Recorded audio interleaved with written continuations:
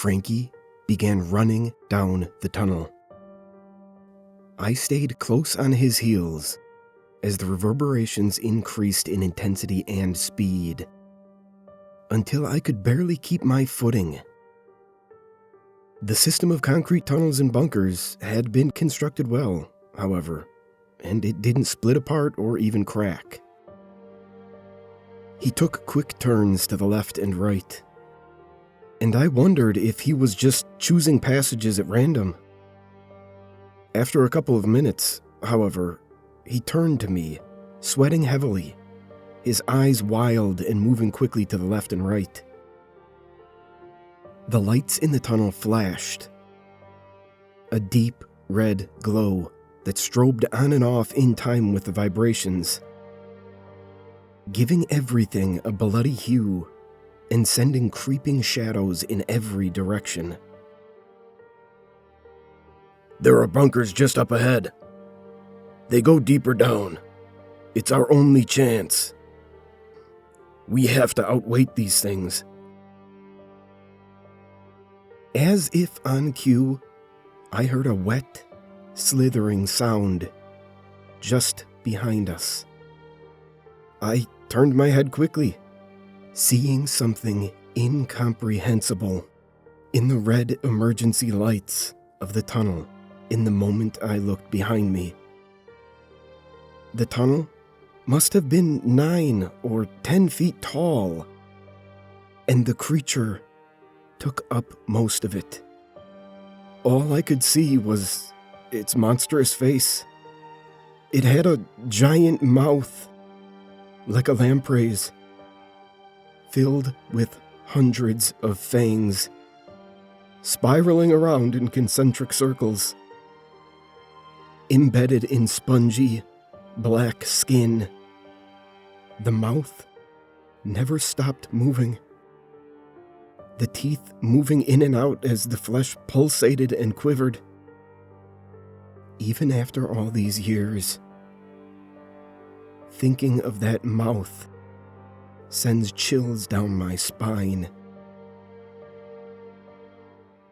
I saw no sign of any nose or ears on the face of the creature.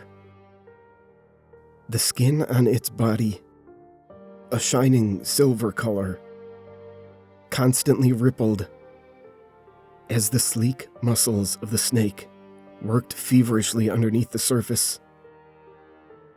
Its eyes met mine for a brief moment as its massive body slithered around the corner.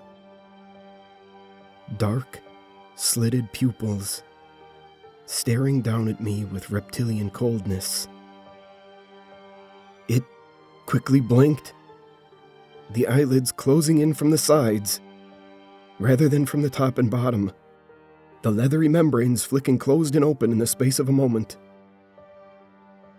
Then, it rolled its eyes up into its head, showing only whites and a bloody film at the bottom, and gave off an ear-splitting hiss. I turned back around, seeing I had fallen behind Frankie. He frantically sprinted ahead, the scars and fibrotic tissue on his body not slowing him at all. The tunnel shook all around us, and I nearly tripped from the constant vibrations. The creature stopped its hissing, cutting it off suddenly. It had sounded much closer, but I dared not turn my head again. I could feel the tunnel shaking faster and faster as the behemoth closed in on us, and the entire complex gave off eerie groans as countless more filled the other corridors. I was hyperventilating, and I knew I couldn't keep up this pace for much longer. I would soon collapse or fall, and it would shred me apart in that strange alien mouth. No one back home would ever know what happened to me At the last moment, Frankie pointed to the left. With an athleticism I would not have thought possible from his scarred body, he lunged through the door, face first. Caught by surprise, I started to turn towards the door, but my right foot slipped. I felt it all happening in slow motion, my adrenaline spiking. I expected to feel those hundreds of teeth on me at any moment. Twisting my ankle, I pushed myself towards the door. A sharp pain ran up my right leg as my foot slid out from under me. At the same time, I jumped. As I flew through the air, I could see the snake, and I realized it was only inches behind me. It looked like a grotesque subway train about to run me down. Its two white, rolled-up eyes like headlights, as it gnashed its teeth constantly. I went through the threshold feeling a pressure on the back of my right leg, the one that had betrayed me at the critical moment. I thought my entire foot had gotten ripped off for a second. Then I landed on the concrete floor, simultaneously rolling and taking the brunt of the impact on my shoulder, and looked back. My shoe was gone. I started laughing, thanking God that it had only gotten my shoe. The massive, endless body of the creature kept moving past us, its reptilian muscles working furiously as it pushed itself forward at breakneck speeds. But we had escaped. Laughing and smiling, I jumped up, then winced when I landed on my right ankle. I looked down, seeing it was swollen, but not badly damaged. I likely wouldn't be doing any running, however. Frankie smiled at me as I danced around like a lunatic. "We're alive? Holy shit, we're alive! I can't believe it!" You lost your shoe, he said, frowning, still breathing heavily. Well, luckily, there's clothes and stuff in some of these tunnels. They were supposed to be for the people in the city in case the enemy used the H-bombs on us, but none of them ever got a chance. By the time the antimatter bomb had finished going off, the city got filled with things like that. He pointed at the snake, whose massive body still hadn't finished passing. I wondered just how massive it was. I shuddered slightly, thinking of hundreds of those things moving around the tunnels. So, where do these bunkers lead? I asked. He didn't meet my eyes. Horrible things lay at the bottom. I've never gone down to the deepest level. It leads to the pit of skulls. No one who has ever gone down has come back. The pit of skulls? I asked, raising an eyebrow. Who makes these terms up? He shrugged. The Iron Servants used to go down and try to clear things up after the bomb. Most of them died. Then, the government started recruiting teenagers into the Iron Servants. Most of them died. But they did manage to explore the places first. They put it on TV during the collapse, showing, "This is what the Kingdom of China has done to you," and trying to rouse the population towards war. But the war was already over. We ended up giving them the H-bomb, and they gave us this. He motioned around us. So, what happened to the ones who didn't die? Are they still around here? Frankie didn't look comfortable with the subject. Well, he said, looking like he wanted to try and find a way around the question. Then he sighed. I guess you could say they were changed. Changed? Like what?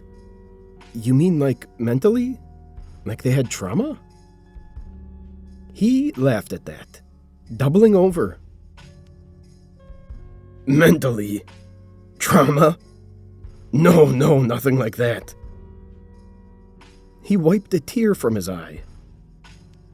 If it was something like that, who would care? Not me. We all have trauma. No, they were affected by something dark. When they came back, some of them were partially skinned alive. You could see their skulls. And they were hungry, drinking blood constantly and ripping apart bodies with their teeth. They still had on their uniforms, most of them, but they weren't human anymore. Whatever they had seen in the pit of skulls had made them demons. And that's why no one goes down to the pit of skulls anymore. Well, not the only reason. There's more than that down there. This world sucks, I said, feeling homesick.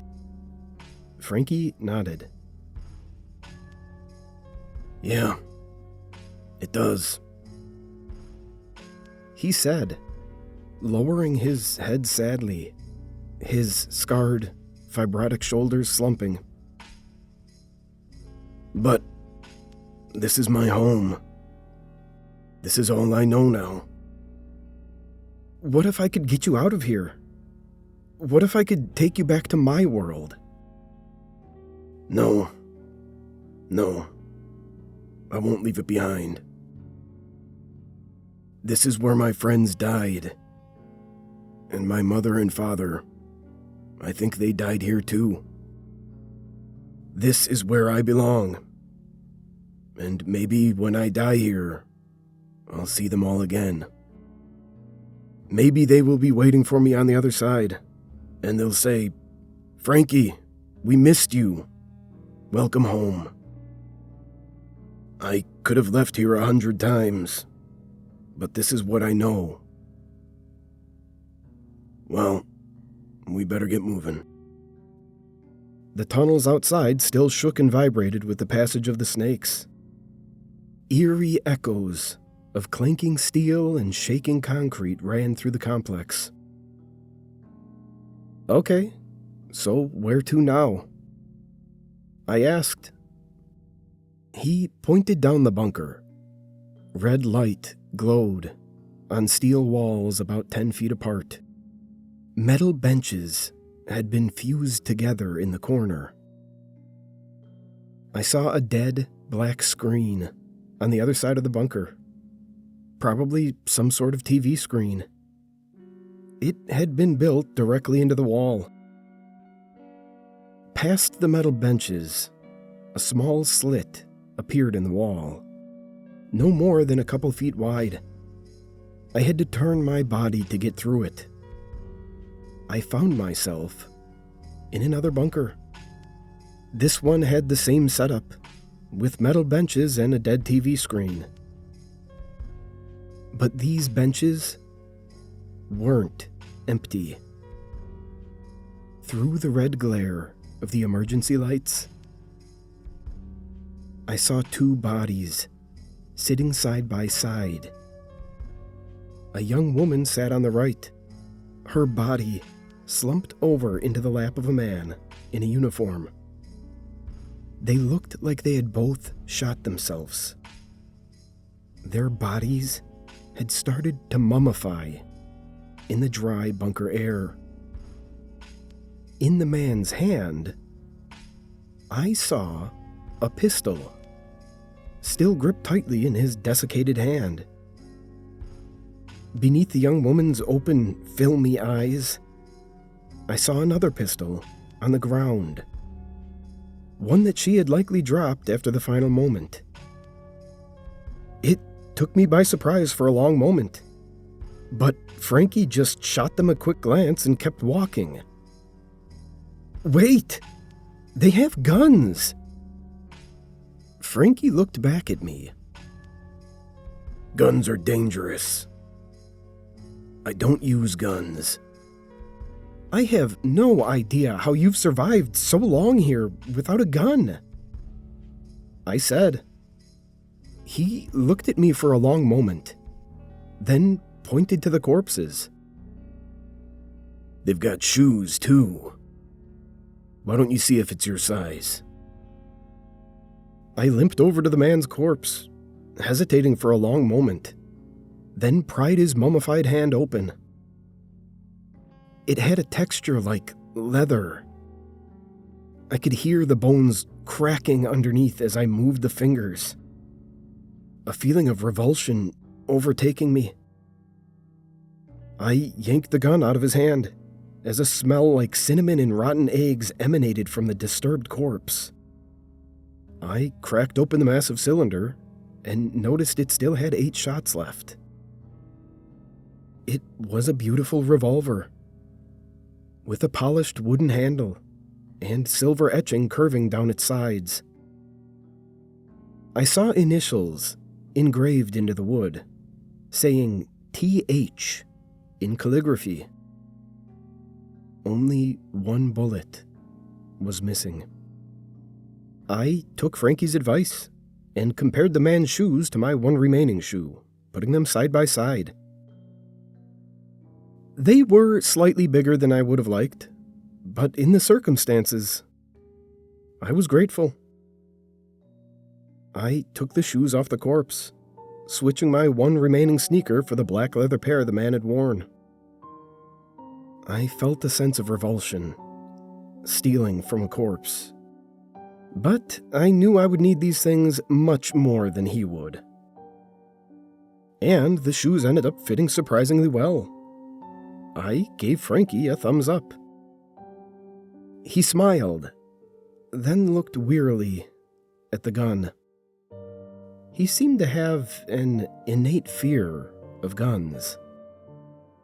I moved through the slim metal door of the bunker, finding a corridor with ventilated metal flooring that I could look right through into the seemingly endless abyss below. At the end of the catwalk, a series of metal stairs spiraled down into the darkness. Frankie turned to me, a serious expression on his face. Friend, I should tell you the truth. I've never been to this part of the bunkers before. I shrugged. That's fine, as long as you know where we're going, I said. He didn't meet my gaze. You do know where we're going, right? The snakes won't stop going through the tunnels for days once they come up, he said, changing the subject, still not meeting my gaze. So, you don't know where we're going? I asked. He shook his head quickly. I know the direction, but I've never been down here before. These tunnels have become stranger over time. Sometimes, it seems like new tunnels just appear off of ones I've passed 1,000 times. Other times, they seem to move around and change places. The antimatter bomb has made everything in this world strange, and these tunnels are a part of it. I trust you, I said, putting my hand on his shoulder. He looked up and smiled. And anyways, I had no other choice. If Frankie couldn't find his way, I would have absolutely no chance. We began climbing down the diamond-plated steel staircase. The stairs seemed to go on for eternity. I looked down, realizing I could see right through the vents in each step. My stomach seemed to drop. I saw one emergency light after another descending into the shaft, but no sign of a bottom. They seemed to just draw closer and closer together until they disappeared into the darkness. Frankie didn't know how far down the stairs went, and he seemed somewhat anxious as well. I tried talking to break up the tension, but my voice echoed up and down through the shaft with every word, and I began to feel the noise might wake up something. I quickly stopped trying to make conversation. After what must have been an hour of descending, the air started to change all around us. It grew warmer, and a red glow began to emanate from far down below us. It looked like fire, giving off flickering hues of crimson, orange, and yellow. Then, Frankie gave a shout of triumph, pointing. A dozen stories below us, I saw a catwalk extending from the staircase, fused to the far wall. A dark doorway stood there, the only break visible in the endless metal wall. "You found a way out! Where does it lead?" He stopped celebrating suddenly and gave me a half smile. "We'll see when we get there, won't we?" When we got there, we found a heavy bunker door. I turned the wheel, which looked like one from a submarine door. It silently slid open. Behind it, I saw white lights shining from the corridors. After being in the dark with only red emergency lights for so long, it felt like staring into the sun. I squinted, blinking fast, spots dancing across my eyes. They quickly adjusted to the fluorescent lights illuminating the hallway. However, underneath the glaring light, I saw dozens of bodies. A macabre show to welcome us to this new part of hell. They were mostly women and children, and they looked like they had tried to flee towards the door we had just came through. Their bodies all faced towards the door, some of them still reaching out their pale, bloody hands towards it. Many had their throats ripped out, as if by packs of coyotes, while others had portions of their stomachs and chests chewed open, revealing the organs and intestines underneath. Puddles of blood saturated the floor, and black clouds of flies zipped around the hallway, feasting on the corpses. These bodies looked much fresher than the ones in the bunker. Frankie? Just ignore them. He said, after a long pause at the doorway. There's a lot more bodies here than that. Bodies won't hurt us. But what did this? Who did this? If you're lucky, you won't ever find out. As if in response to his words, the lights flickered, and a deep, distorted laugh began to echo from further down the hallway. The lights came back on, and I saw dozens of men beginning to approach, turning the corner, walking calmly towards us. It looked like some had been skinned alive, at least from the neck up. Their skulls grinned at us, a mass of blood and gore. Their lidless eyes stared ahead without blinking, and a green light seemed to spiral out from their pupils. When the lights went out again, I could still see that sickly green light in the air, emanating from the eyes of each of the transformed men. Their uniforms reminded me of the uniforms of the SS, pure black jackets and pants, with high polished leather boots and a leather visor cap. On their uniforms and caps, a symbol was engraved over and over, like a backward 7, with a line slashing diagonally through it. Many also had medals pinned to their chests, medals engraved with swords and hawks and ivy vines that meant nothing to me. Frankie had turned around so fast that he ran right into me, sending me sprawling. His panicked eyes rolled in his head, and with immense strength, he sent out one hand and picked me up as he ran past me, putting me back on my feet. The suddenness of it nearly sent me falling again. But he pulled me by my hand and I started moving. My ankle gave off waves of pain as I ran behind him. The lights went out again as we reached the door. Luckily, we had left it open. As soon as we were back out on the stairs, I flung the door closed and spun the wheel, locking the abominations inside with the bodies of their victims. A few seconds later, fists began to pound against the other side, rhythmically smashing against the metal. Frankie turned to me and shook his head. The Iron Servants. The bodyguards of General Matheson. Those are the transformed ones. I'm not even sure if there's any normal ones left.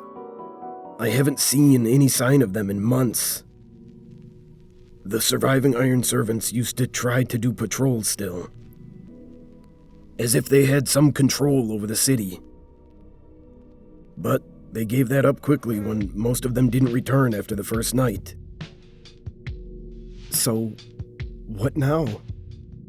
I asked, feeling panicked.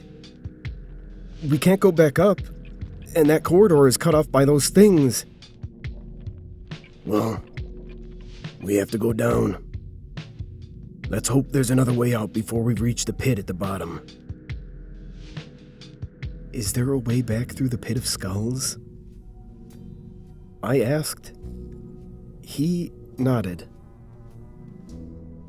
It connects with everything. The pit has many trails that seem to grow overnight. I've woken up in my room and found doorways that had grown there while I was sleeping. But the Pit of Skulls is worse than any other part of the city.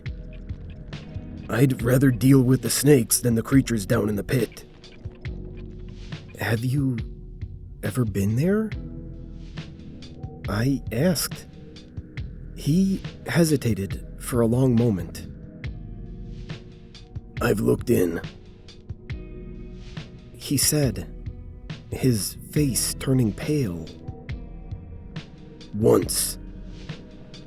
I never did it again. When I asked him why, what he had seen, he wouldn't answer, but just shook his head. With the conversation over, we began to descend, hoping to find some way out of here. But hope faded. With every downward step we took,